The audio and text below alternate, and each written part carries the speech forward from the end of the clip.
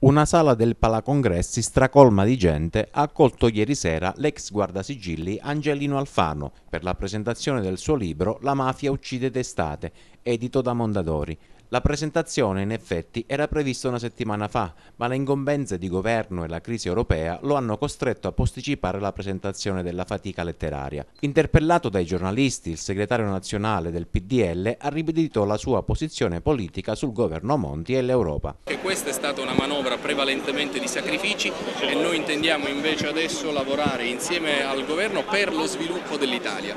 In secondo luogo abbiamo dato il nostro sostegno per alzare la voce in Europa, perché legittimamente la Francia e la Germania fanno l'interesse dei francesi e dei tedeschi. Noi dobbiamo fare il legittimo interesse dell'Italia e degli italiani e non consentiremo che ci si dica ce lo chiede l'Europa. Ci chiediamo invece quale Europa ce lo chiede, se ce lo chiedono solo Francia e Germania di fare i sacrifici oppure se ce lo chiede un'autorità sovranazionale come la Commissione europea.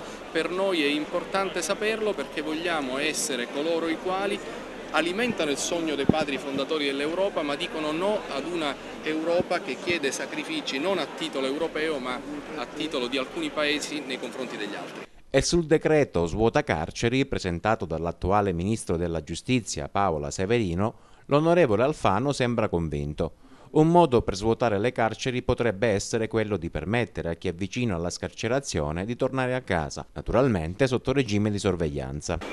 Su due aspetti mi riferisco ai domiciliari, quindi non alla libertà, ma ai domiciliari e ai detenuti non pericolosi che sono arrivati quasi alla fine della pena, io sono a favore, così come l'istituto della cosiddetta messa in prova, che è una scommessa per evitare che si ingolfino i processi e si dia un'altra chance a chi viene ritenuto possibilmente colpevole, è un istituto che ha funzionato già nel processo minorile brillantemente e riteniamo che possa anche funzionare nel processo ordinario, quindi su questi due aspetti siamo d'accordo. Sull'aspetto delle camere di sicurezza occorrerà riflettere e capire organizzativamente, anche consultando le forze di polizia, capire organizzativamente come funziona e se può essere davvero gestito. Si è passati poi alla presentazione del libro La mafia uccide d'estate, frutto dell'esperienza governativa, della commemorazione ai tanti che si sono immolati per lo Stato e del contrasto che vive la Sicilia, benedetta da una bellezza mozzafiato ma per troppo tempo assoggettata al volere della mafia che l'ha privata di libertà infangandone il nome.